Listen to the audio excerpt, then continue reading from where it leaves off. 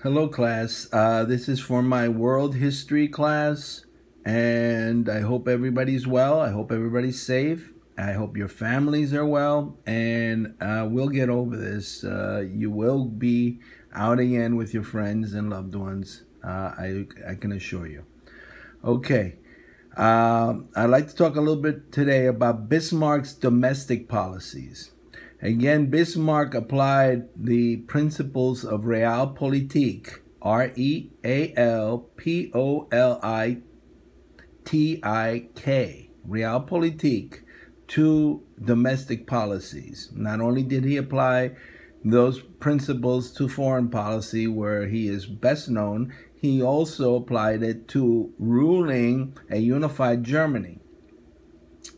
Germany was unified under Bismarck. Of course, that's the Second Reich in 1871, and the German Empire lasted from 1871 until 1918, when the Kaiser Wilhelm II, remember it's the same Kaiser that fired Bismarck in 1890, was overthrown in a revolution after defeat in World War I. Well, Bismarck basically ran the show between 1871 and 1890.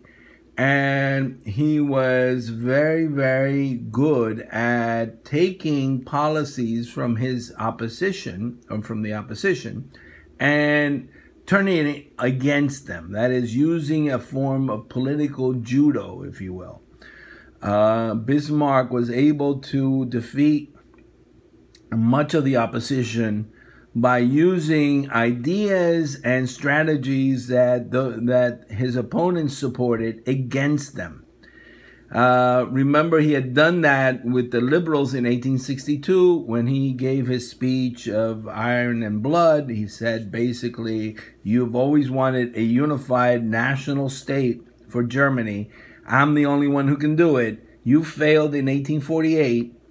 I can do it now, but you have to give me the power and the tools to achieve it. And they did, and he waged those 3 wars, and he was able to unify Germany in 1871 after the defeat of the French.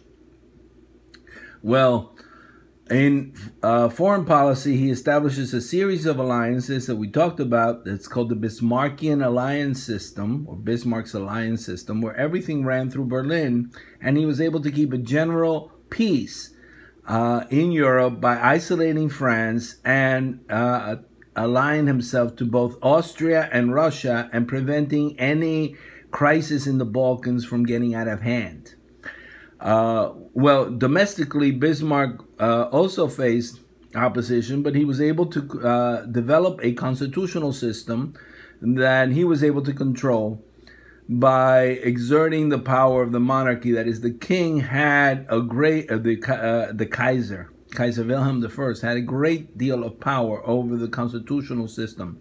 He could dissolve the Reichstag, which was the lower house of the German legislature, and it actually elected people based on universal male suffrage. So Bismarck was able to use universal male suffrage and control it, much like Napoleon III had done in France.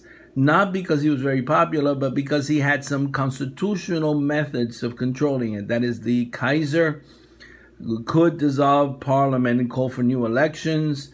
He had the power of calling on the princes, because the upper house, which was the Bundestag, or the house that brought the princes into the legislature, was the upper house, very much like the House of Lords in Great Britain.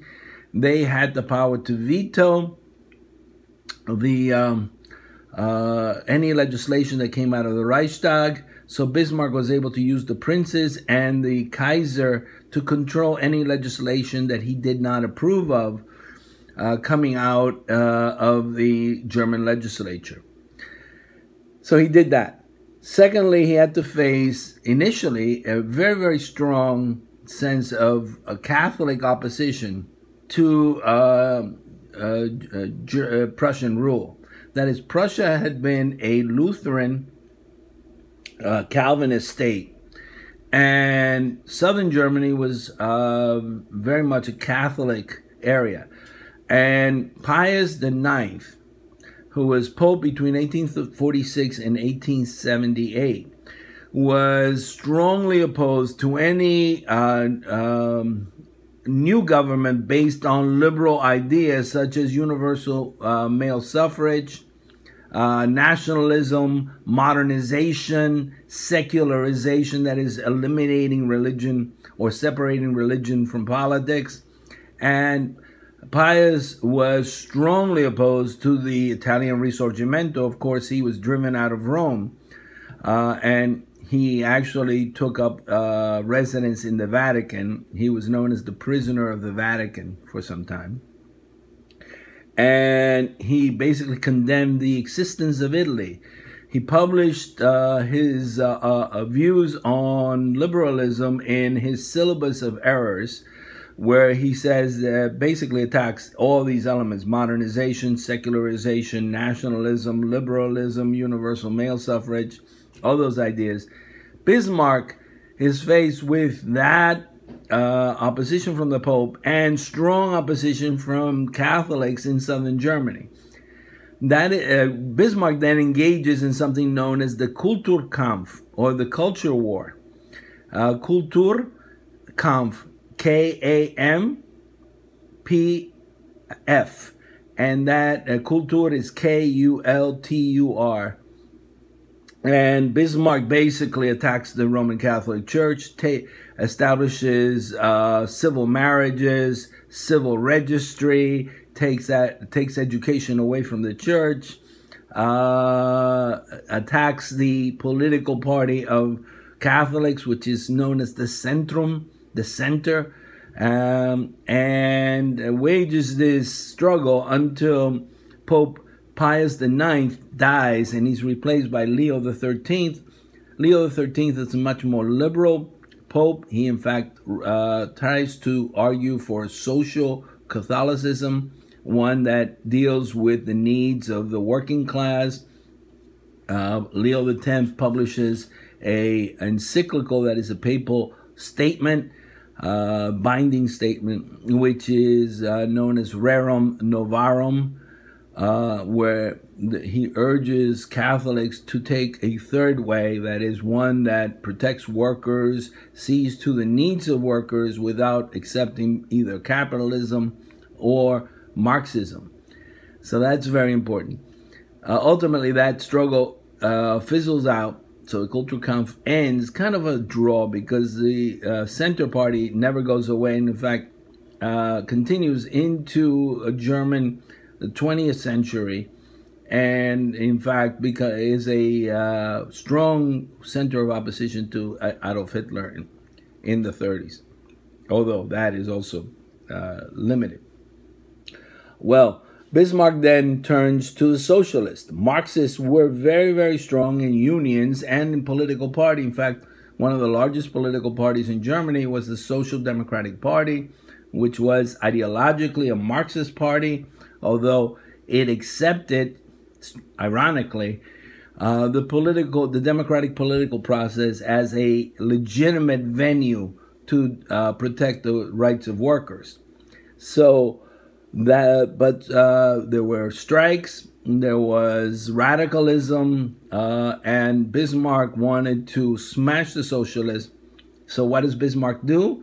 He basically takes the demands of the socialists and gives those benefits to the workers of Germany. That is, he creates a welfare state. He creates old age retirement insurance. He creates health insurance. He creates a welfare state that provides for workers when they get hurt, unemployment benefits, which was basically this. These were demands made by the socialists. Bismarck basically gives those to the working class, and then declares the Socialist Party illegal. And he has the carrot and stick approach, where he attacks the socialists, but he creates a welfare state that makes the working class to some extent dependent on the state. on this conservative state. And this basically is an example of how Bismarck used Realpolitik domestically. Well, I'm going to stop now and let you look at this video. Again, I want you to think about how Bismarck was able to create a modern German state and what the ramifications of that German state were, what the consequences were. Okay, I will see you soon.